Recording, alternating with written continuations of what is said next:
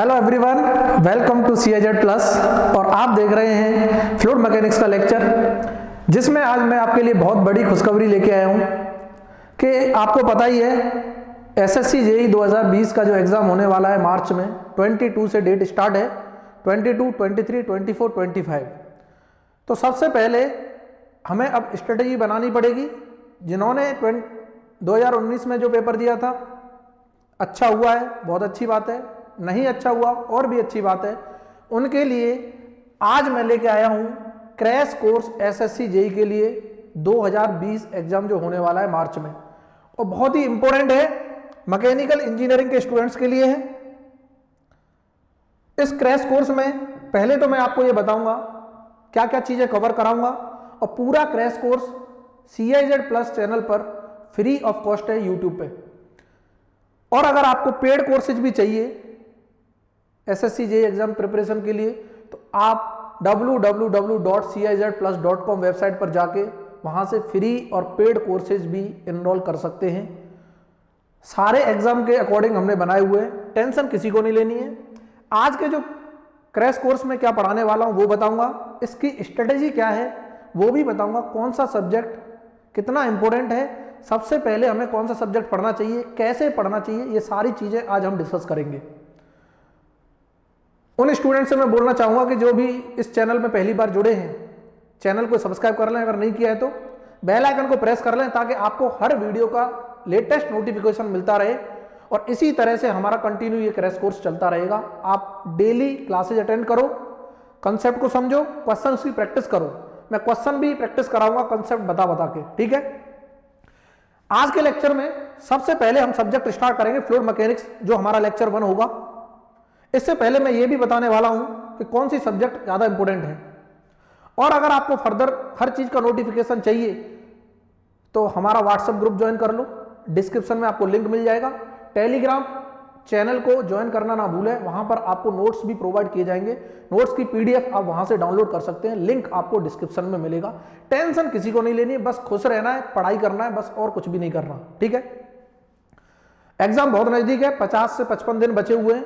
50 दिन में सारा सब्जेक्ट आपका रिवाइज हो जाएगा। इसी तरह से क्रैश कोर्स में इंपोर्टेंट टॉपिक्स डिस्कस करेंगे जो हर साल पूछे जाते हैं। आपको ये रियलाइज हो जाएगा, मैं क्वेश्चन भी दिखाऊंगा आपको कि जो भी टॉपिक हैं उनके हर साल क्वेश्चन पूछे जा रहे हैं। क्लियर है ना। चलो ज्यादा समय ना लेते हुए स्टार्ट करते हैं। और ये जो हमारा क्रैश कोर्स है अदर एग्जाम के लिए भी बेनिफिशियल है। जो भी ऑल स्टेट JEE AE का एग्जाम दे रहे हैं या फिर कोई PSU का एग्जाम देता है, उसके लिए भी बहुत इंपॉर्टेंट रहेगा। ये जितने भी लेक्चर की सीरीज है कंटिन्यू चलती रहेगी। आप बस सपोर्ट करो, ज्यादा से ज्यादा शेयर करो।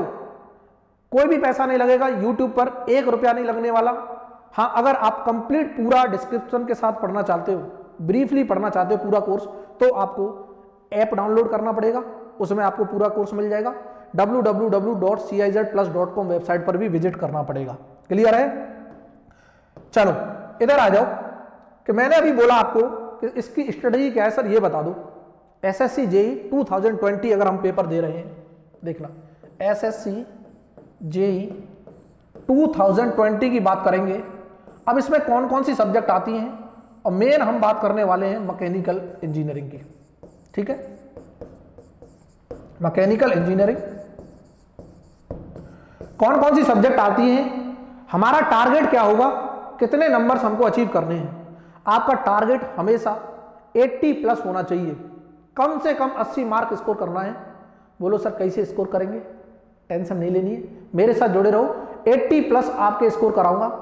80 प्लस कैसे करने हैं, प्लानिंग के साथ पढ़ो, एक स्मार्ट तरीके से अगर पढ़ाई करोगे बड़े आराम से आपके मार्क्स आएंगे। टेंशन नहीं लेने की जरूरत होगी कि सर सब्जेक्ट प्रायोरिटी लिस्ट की अगर मैं बात करता हूं मैकेनिकल इंजीनियरिंग में, सबसे पहला सब्जेक्ट जो आपको पढ़ना है, अच्छे से पढ़ना है, बिल्कुल भी नहीं छोड़ना, that is fluid mechanics and fluid machinery, जिसे हम मशीन्स बोल देते हैं, हाइड्रोलिक मशीन्स। क्यों इंपॉर्टेंट है, पेपर में ज्यादा पूछा जाता है। कितना पूछा जाता है, वेटेज भी मैं लिख के लाया हूं, ऑलमोस्ट इक्वल टू 25 मार्क्स।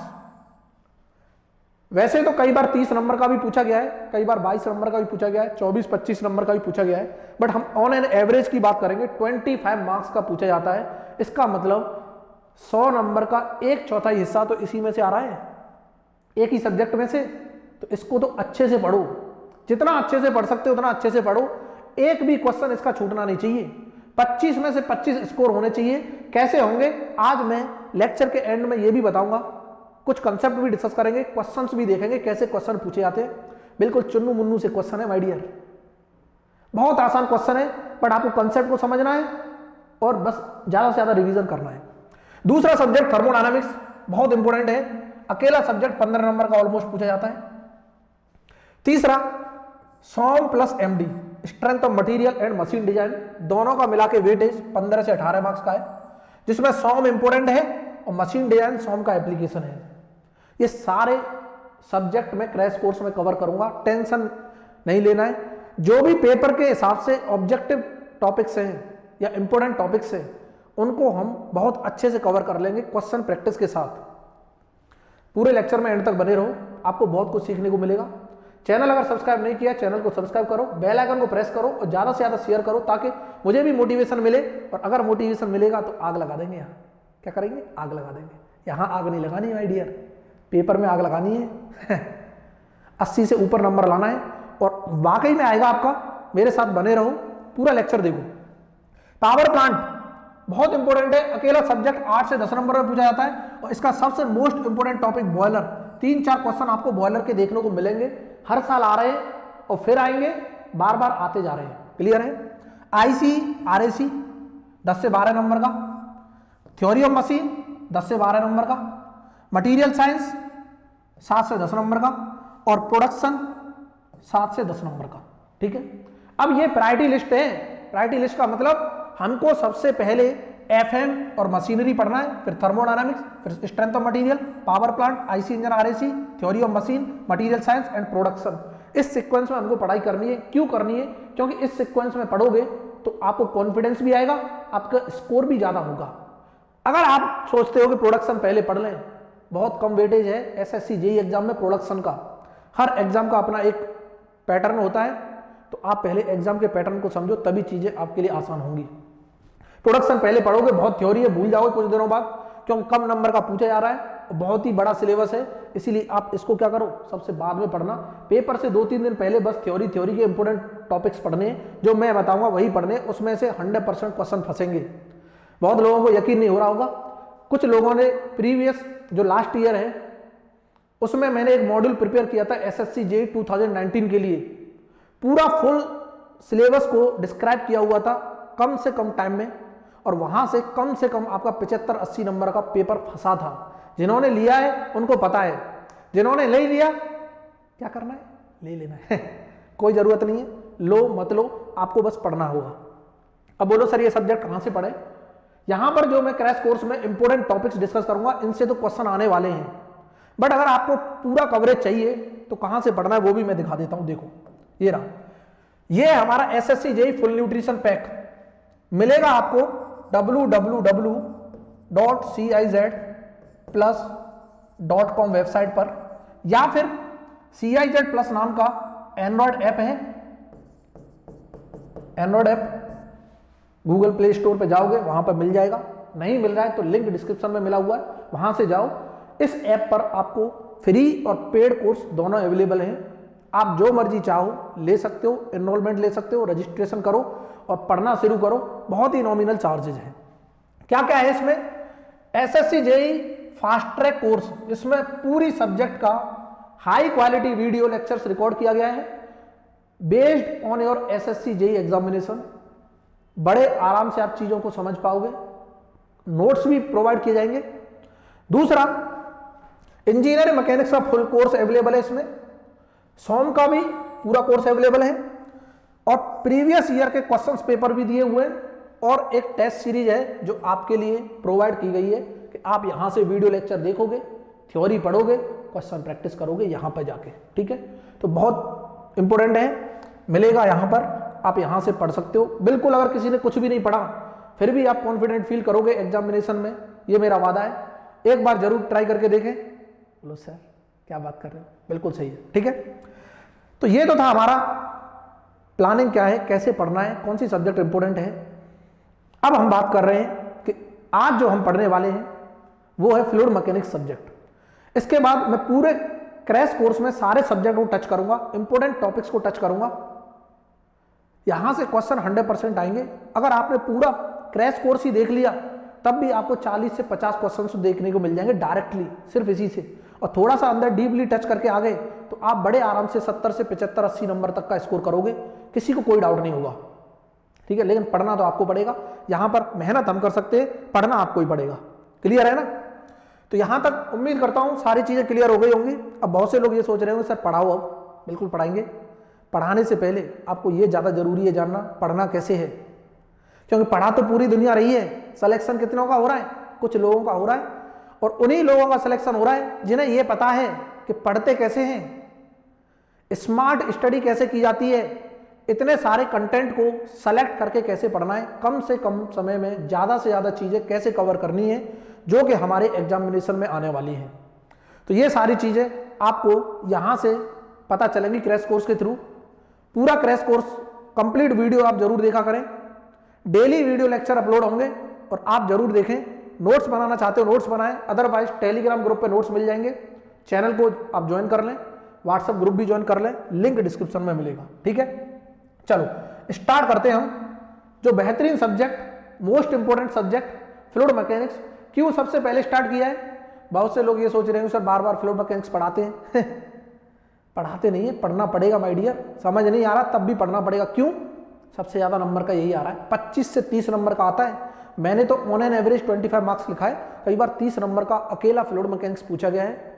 और अगर आपका ये सब्जेक्ट वीक हो गया तो कोई सिलेक्शन नहीं करा सकता, लेकिन अगर आपका ये सब्जेक्ट स्ट्रांग हो गया तो कोई सिलेक्शन रोक भी नहीं सकता दोनों चीजें इनवर्सली प्रोपोर्शनल हैं। अब देखो इधर आ जाओ, ज्यादा दिमाग नहीं लगाना है, इधर देखते रहना है। फ्लूइड मैकेनिक्स की बात करेंगे। अब यहां पर मैं आपको कॉन्सेप्ट भी बताऊंगा, समझाऊंगा भी, और क्वेश्चन भी दिखाऊंगा किस लेवल के आते हैं। क्वेश्चन देखने के बाद तो आप बोलोगे वाह सर कितने हलवा हलवा क्वेश्चन है, चुन्नू मुन्नू से क्वेश्चन है, इन्हें तो हम चुटकियों में उड़ा के आ जाएंगे। Within the fraction of second you will do my dear in the examination hall. क्या सेकंड्स के अंदर आप क्वेश्चंस अटेम्प्ट करोगे अगर आपको कंसेप्ट आते हैं तो। देखो इंपॉर्टेंट चीजें डिस्कस करेंगे, क्या क्या पूछी जाती हैं देख लो एक बार। सबसे पहले जैसे ही फ्लूइड मैकेनिक्स की बात करते हैं सबसे पहले नाम आता है फ्लूइड का, और जैसे ही फ्लूइड का नाम आता है एक क्वेश्चन बन जाता है कि फ्लूइड, आइडियल फ्लूइड क्या कहलाता है। पहला क्वेश्चन यहीं से फ्रेम होता है, आइडियल फ्लूइड क्या कहलाता है। बाकी चीजें बहुत हैं, क्या होता है, कैसे डिस्क्राइब करेंगे, पूछा नहीं जाएगा। आपसे जो पूछा जाएगा वो चीजें डिस्क्राइब करेंगे यहां पर। और बहुत इंपॉर्टेंट लेक्चर्स है ये। अगर आपने ये लेक्चर देख लिए, ये मान के चलो आपको कॉन्फिडेंस तो 100% फील होना है। सबसे पहला क्वेश्चन जो बनता है यहां से फ्लूइड मैकेनिक्स से, दैट इज आइडियल फ्लूइड। कि आइडियल फ्लूइड क्या होता है? तो आइडियल फ्लूइड वो फ्लूइड है जिसके पास जीरो विस्कोसिटी होती है। वाह मजा आ गया। क्या? Zero viscosity, zero surface tension,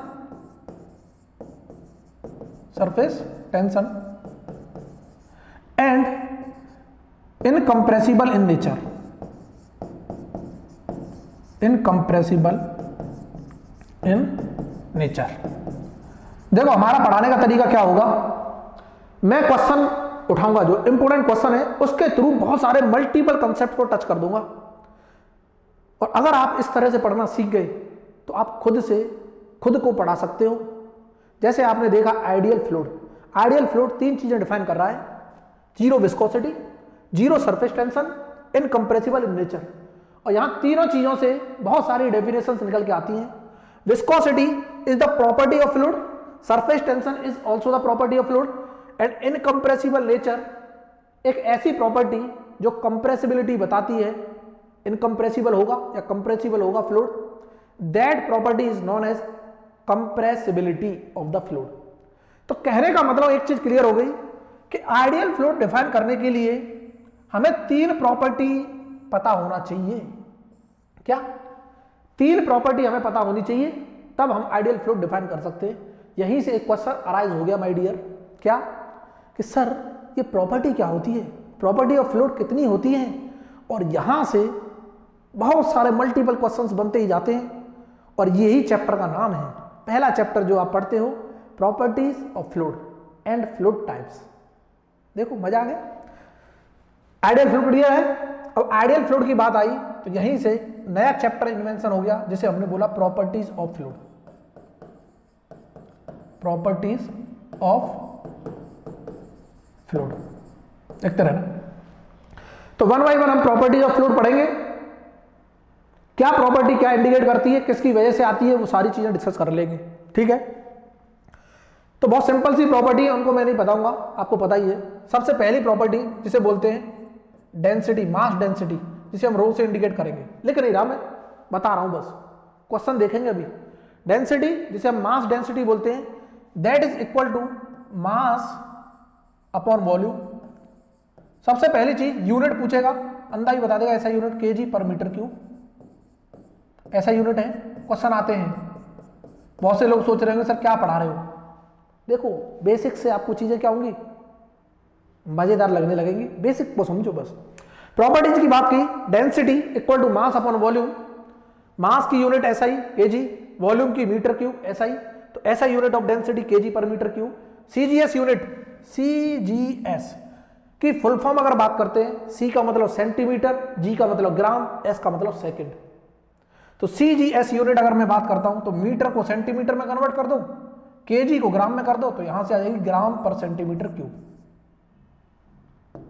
ग्राम पर सेंटीमीटर क्यूब, ये सीजीएस यूनिट है डेंसिटी की। क्लियर हुआ? पहली प्रॉपर्टी डेंसिटी हमें पता चल गई। अब इसी प्रॉपर्टी से दूसरी प्रॉपर्टी निकल के आती है जिसे बोलते हैं स्पेसिफिक वेट। बहुत शानदार कंसेप्ट है, देखते रहो क्या निकल के आएगा। स्पेसिफिक वेट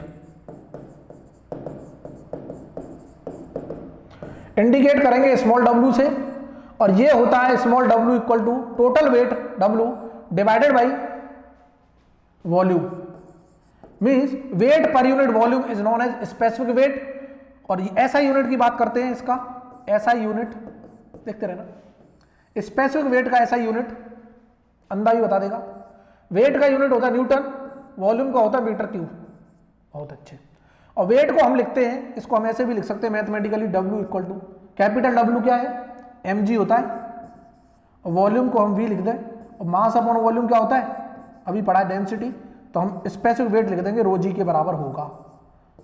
और इसकी यूनिट अभी हमें पता चल गई न्यूटन पर मीटर क्यूब। बस इतना देखना है आपको और कुछ नहीं करना। ठीक है, क्लियर हो रहा है सबको? बिल्कुल। दूसरी प्रॉपर्टी हमें पता चल गई। तीसरी प्रॉपर्टी, अभी क्वेश्चन टच करूंगा इसके, पहले आप लिखते चलो। तीसरी प्रॉपर्टी क्वेश्चन अभी टच करने वाला हूं, भागना नहीं है, पढ़ते रहना है। क्वेश्चन भी टच करेंगे, सारे कंसेप्ट को भी देखेंगे, किस लेवल के क्वेश्चन आते हैं वो भी मैं दिखाऊंगा।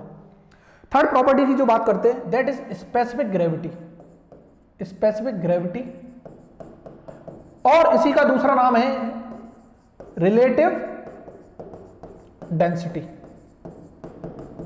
ठीक है, जिसे हम एस जी से इंडिकेट कर देते हैं या फिर आर डी से नोटेशन दे देते हैं। दोनों चीजें सेम है, स्पेसिफिक ग्रेविटी और relative density.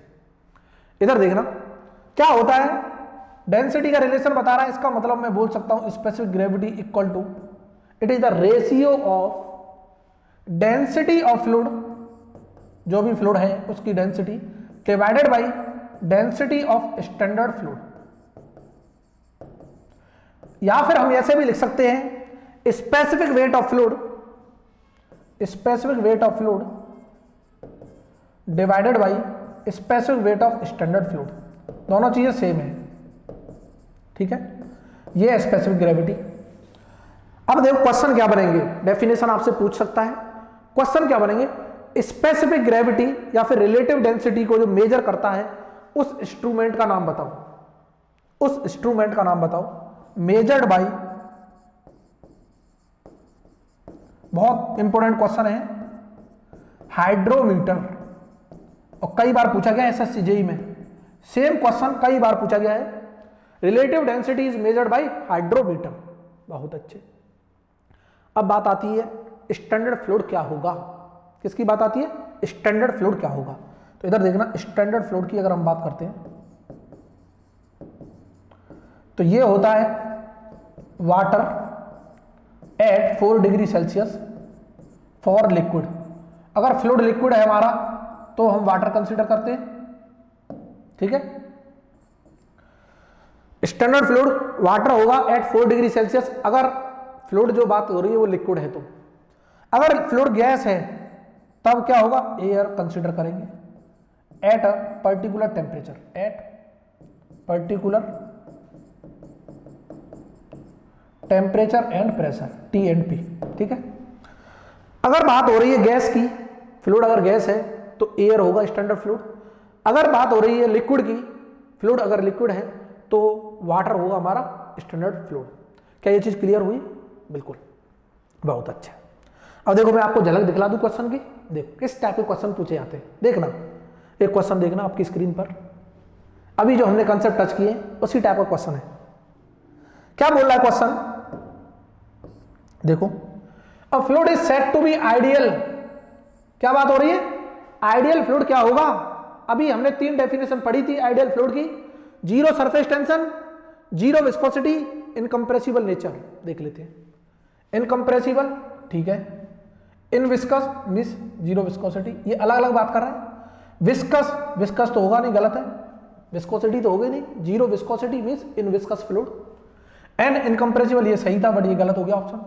इनविस्कस and incompressible, A and B दोनों जिसमें आ रहे हैं, ये हो गया D option correct. D option क्या हो गया, करेक्ट हो गया अकॉर्डिंग टू द क्वेश्चन। खाली इनकंप्रेसिबल नहीं है, इनविस्कस भी है, तो इनविस्कस एंड इनकंप्रेसिबल हम बोल सकते हैं this is ideal fluid. Clear है ना, यहां तक चीजें क्लियर हुई। और क्वेश्चन कैसे आते हैं देखो, the property of fluid which determines its resistance to shearing stresses is called. अब ये तो हमने सर कंसेप्ट पढ़ा ही नहीं, चलो इसका कंसेप्ट देख लेते हैं पहले लोग। अब कंसेप्ट कैसे देखेंगे कि अभी तक हमने 3 प्रॉपर्टी पढ़ी, density, specific weight, specific gravity. अब मैं बात करने वाला हूं जो मोस्ट इंपोर्टेंट प्रॉपर्टी है, that is known as viscosity. और विस्कोसिटी आइडियल फ्लूइड डिफाइन कर रहा है विस्कोसिटी की हेल्प से, तो हमें पता होना चाहिए विस्कोसिटी क्या होती है, कैसे इंडिकेट करते हैं। इधर आ जाओ, अब हम बात करेंगे किसकी, विस्कोसिटी की। एग्जामिनेशन पॉइंट ऑफ व्यू के हिसाब से जो इंपोर्टेंट है वही डिस्कस करेंगे, और इसको इंडिकेट करते हैं म्यू से। और this viscosity is dynamic viscosity, dynamic viscosity, ठीक है। अब मैं बता देता हूं, लिखाऊंगा नहीं, कि जब भी फ्लूइड फ्लो करता है तो एक लेयर दूसरी लेयर के ऊपर क्या करेगी, फ्लो करेगी।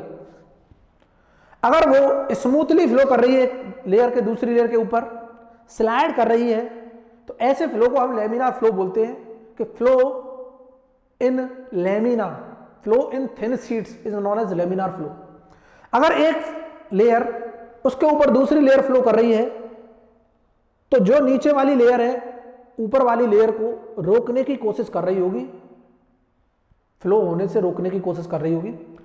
और जो रोकने की कोशिश कर रही है, तो इसका मतलब फ्लूइड के अंदर कुछ ऐसी प्रॉपर्टी है जो एक लेयर को एडजेसेंट लेयर से रोकने की कोशिश कर रही है, that property is known as viscosity. अगर हम इंग्लिश में बात करें, according to the definition, viscosity is the property of fluid by virtue of which the adjacent layer is providing resistance to the another adjacent layer. Clear है ना, one layer of fluid is providing resistance to the another adjacent layer is known as viscosity.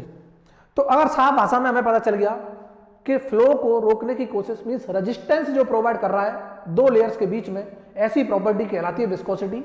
बहुत important question क्या पूछे जाते हैं, इधर देखना। सबसे पहला क्वेश्चन कि ऐसा यूनिट क्या होगी सर इसकी, सबसे पहला ही क्वेश्चन, ऐसा यूनिट क्या होगी। तो ऐसा यूनिट होती है इसकी Newton second per metre square. सबसे पहला क्वेश्चन यही पूछा जाता है, कई बार पूछा गया है, ऐसा यूनिट ऑफ विस्कोसिटी बताओ, Newton second per metre square. या फिर इसी का दूसरा नाम है पास्कल सेकंड, ऐसे लिखो Newton second per metre square, चाहे पास्कल सेकंड लिखो, दोनों यूनिट किसकी है, विस्कोसिटी की, ऐसा यूनिट। या फिर और केजी पर मीटर सेकंड, तीनों यूनिट सेम है, बस नोटेशंस अलग अलग है, डिफरेंट डिफरेंट पैरामीटर्स में हमने इंडिकेट कर रखी है, चाहे ये ऑप्शन में हो, चाहे ये ऑप्शन में हो, चाहे ये ऑप्शन में हो, तीनों ऐसा यूनिट है विस्कोसिटी की। पहली चीज। जैसे ही ऐसा यूनिट आया उसके बाद आती है सीजीएस यूनिट। इंपॉर्टेंट क्वेश्चन हम डिस्कस कर रहे हैं।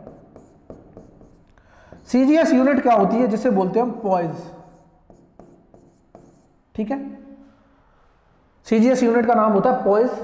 और 1 पॉइज क्वेश्चन पूछे जाते हैं equal to 0.1 times Newton second per metre square. Means अगर मैं सीजीएस यूनिट को ऐसा यूनिट में कन्वर्ट करूंगा तो कितने बराबर होगा? 0.1 टाइम्स होगा। या फिर हम ये लिख सकते हैं, अगर मैं इसमें लिखना चाहता हूं तो ऐसे भी तो लिख सकते हैं 0.1 kg पर मीटर सेकंड। देखो क्वेश्चन कितने ब्यूटीफुल आएंगे। अब इसको भी वो कन्वर्ट कर देगा किसमें? केजी को ग्राम में, मीटर को सेंटीमीटर में। तो यहां से आता है 1 ग्राम पर सेंटीमीटर सेकंड। देखो इस तरह क्वेश्चन पूछे गए, इसीलिए मैं टच कर रहा हूं, हर चीज को टच करूंगा जिस टाइप के क्वेश्चन पूछे जाते हैं। क्या पूछा गया है कि 1 पॉइज इक्वल टू 0.1 ऐसा यूनिट के बराबर। यह भी ऐसा यूनिट, लेकिन उसने पॉइज को ऐसा यूनिट में कन्वर्ट किया है but in the form of CGS. क्या? केजी की जगह ग्राम। तो 1 किलोग्राम में कितने ग्राम होते हैं? 1000। तो यहां 1000 रखो, डिवाइड बाई 1 मीटर में कितने सेंटीमीटर? 100। तो 0.1 इंटू 1000 डिवाइड बाई 100 करेंगे तो 1 आएगा और ये आ गई 1। तो दिस इज द कन्वर्जन। ये आपको आता होगा, लेकिन आप डायरेक्ट रिजल्ट याद रखो ताकि पेपर में टाइम नहीं होता है, आप तुरंत ट्रिक कर दो। ये बहुत इंपॉर्टेंट है, ये जो भी मैंने टेबल बनाई है। ठीक है, क्लियर हुआ? Viscosity is the property of fluid which offers resistance to the one layer of fluid to the adjacent layer of fluid. Clear है ना? तो एक लेयर दूसरी लेयर पे जो रेजिस्टेंस प्रोवाइड कर रही होगी, ऐसी प्रॉपर्टी कहलाती है विस्कोसिटी, और that is dynamic viscosity.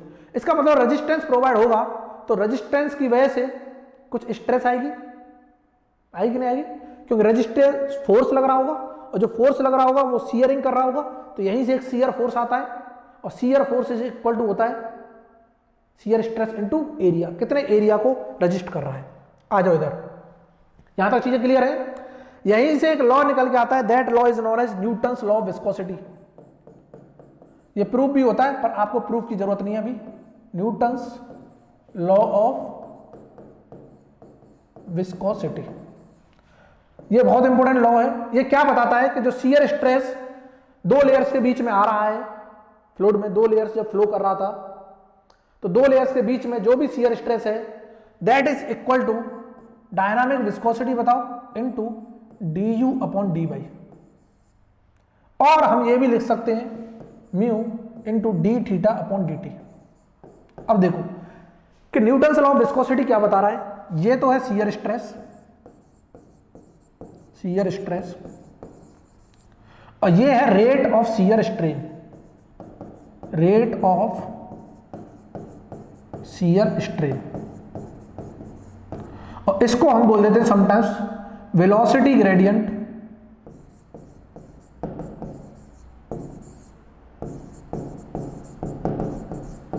In normal direction of flow,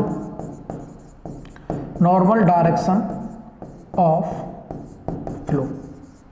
ठीक है, तो हम न्यूटन्स लॉ ऑफ विस्कोसिटी क्या बताएगा? Shear stress is directly proportional to velocity gradient in the normal direction of flow, या और रेट ऑफ शियर स्ट्रेन। कि rate of shear strain क्या है? Shear stress directly proportional to rate of shear strain, या फिर shear stress is directly proportional to velocity gradient in the normal direction of flow. जैसे ये directly proportional को हटाएंगे तो एक कांस्टेंट आ जाता है, that is known as mu, और यहां से म्यू की विस्को ये भी निकल आती है, यूनिट यहीं से निकलती है। ठीक है, तो ये न्यूटन्स लॉ ऑफ विस्कोसिटी आपको क्लियर हो गया होगा। क्या यहां तक चीजें क्लियर हुई? जल्दी बताओ। बिल्कुल क्लियर है। कैसे आता है? देखो 2 लेयर्स हैं, एक लेयर। तो ये अगर u वेलोसिटी से जा रही है तो ये u प्लस डी से जा रही होगी, क्योंकि इसकी वेलोसिटी कम होगी, ऊपर वाले की डिफरेंट होगी कि नहीं होगी? इसकी कम है, इसकी ज्यादा है। कैसे ज्यादा है?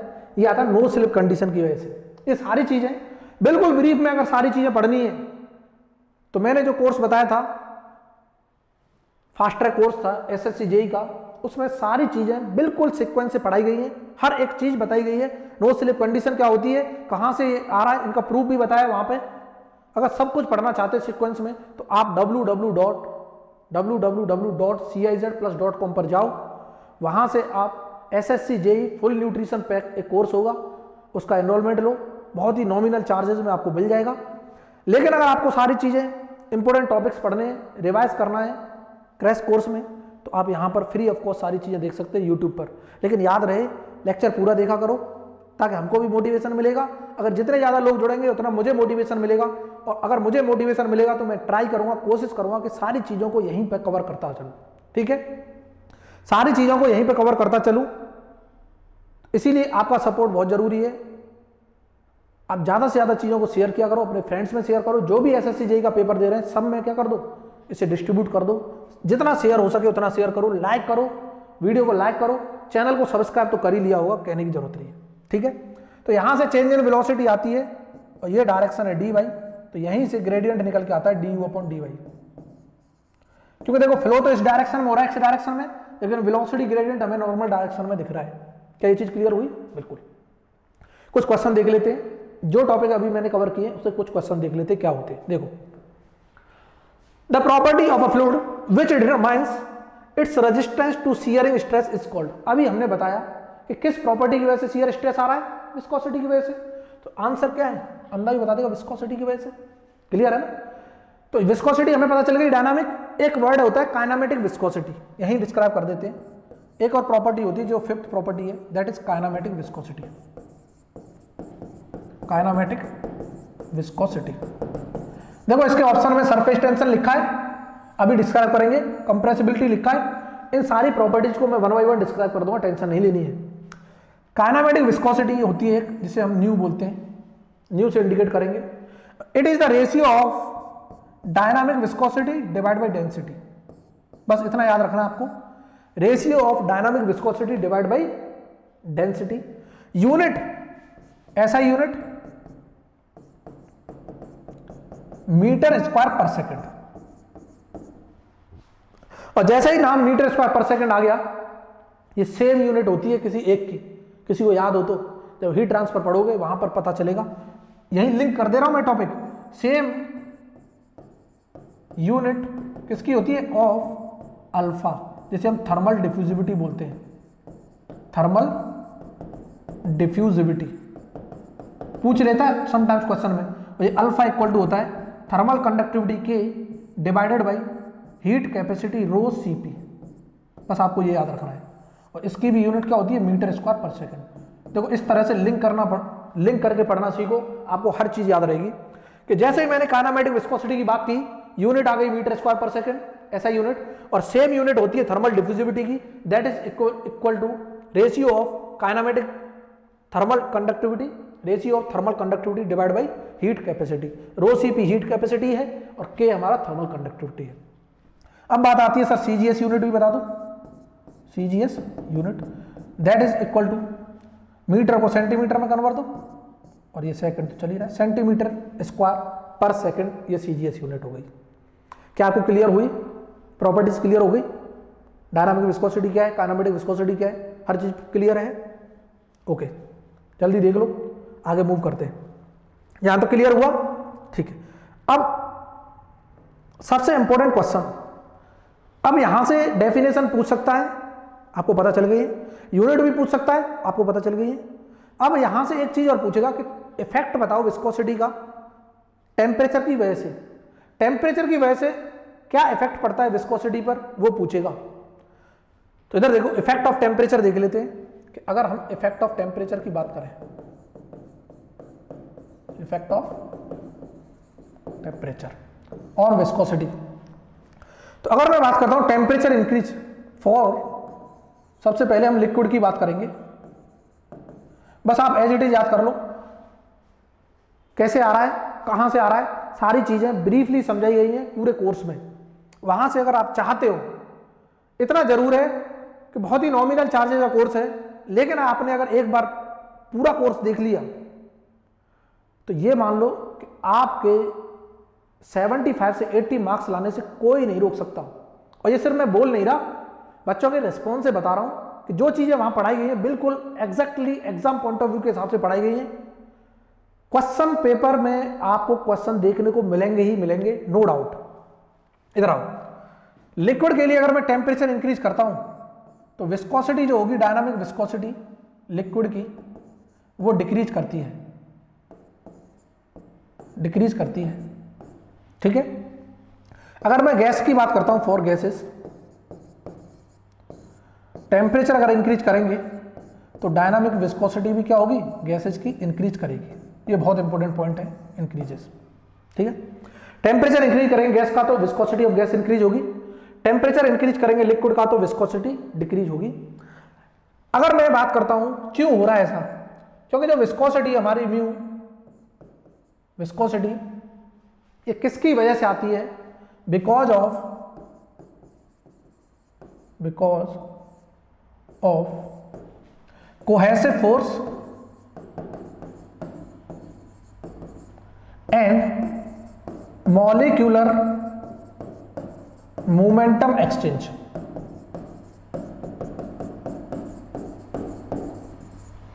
कि विस्कोसिटी जो हमें फ्लूइड में ऑब्जर्व होती है, that is because of cohesive force and molecular momentum exchange.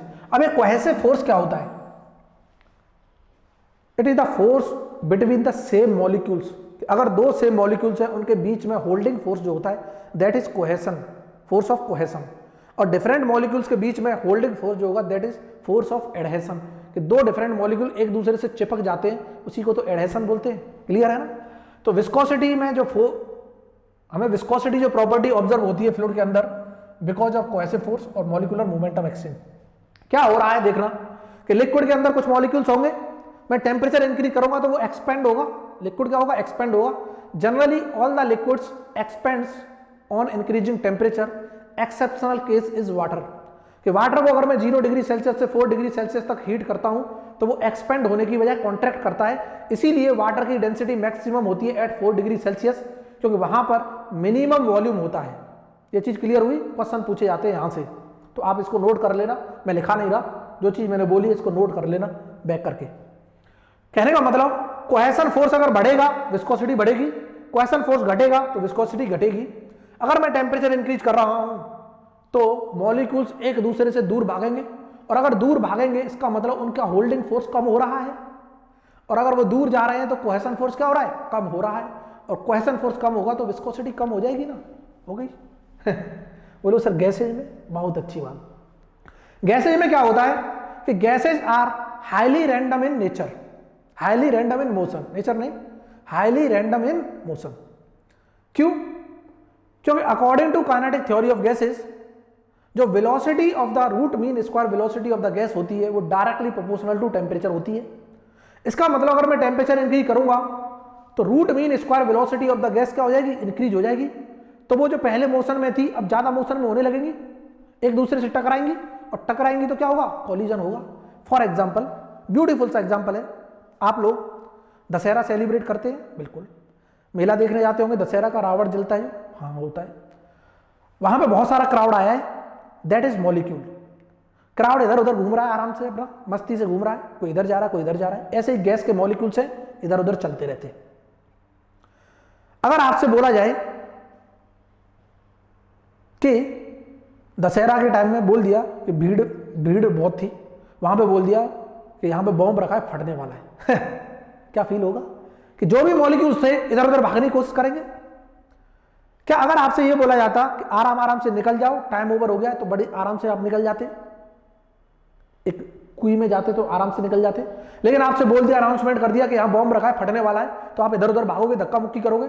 तो क्या आप जिस डायरेक्शन में जाना चाहते थे, रेजिस्टेंस क्रिएट हुआ दूसरे इंसान की वजह से, एक इधर से आ रहा है एक इधर से आ रहा है, टकरा रहा है, और टकराएगा तो रेजिस्टेंस क्रिएट करेगा, हमें जाने नहीं देगा एक डायरेक्शन में। और दैट इज गैसेस के केस में यही हो रहा है कि पहले आराम से रैंडम मोशन था, कोई रुकावट नहीं थी ज्यादा, फिर एकदम से अगर टेम्परेचर इंक्रीज किया, root mean square velocity of molecule बढ़ गया, तो एक दूसरे से ज्यादा टकराएंगे, कॉलिजन होगा, क्या होगा, रेजिस्टेंस क्रिएट होगा। इसीलिए टेम्परेचर इंक्रीज करने से विस्कोसिटी ऑफ गैस क्या हो जाती है, इंक्रीज कर जाती है। क्या ये चीज क्लियर हुई? बिल्कुल। तो यहां तक हमने प्रॉपर्टी देख ली है। क्वेश्चन देख लेते हैं कुछ, इधर आ जाओ। क्वेश्चन ये रहा हमारा क्वेश्चन, कंसेप्ट आप पढ़ चुके हो, जल्दी से आंसर बता दो ऑप्शन में टिक करके, with in the fraction of second क्या आंसर आ रहा है। 2 सेकंड का समय आपको, सोच लिया, कर लिया, ओके वेरी गुड। इधर देखो, the ratio of specific weight of the liquid to the specific weight of standard fluid. अभी बताया था, कहां बताया था, देखो सर, रेशियो अभी देखा था, ये रहा, specific weight of fluid divide by standard fluid का specific weight equal to specific gravity के बराबर होता है। कुछ करना ही नहीं है, सब बता दिया, क्वेश्चन पूछे गए, एसएससी जेईई के क्वेश्चन है, हम कहीं बना के नहीं लाए कहीं से।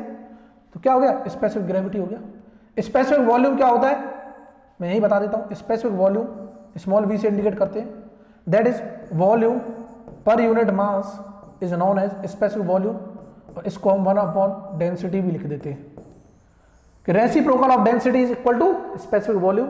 यूनिट की बात करें तो क्या होगी, metre cube per KG, density की उल्टी यूनिट हो जाएगी।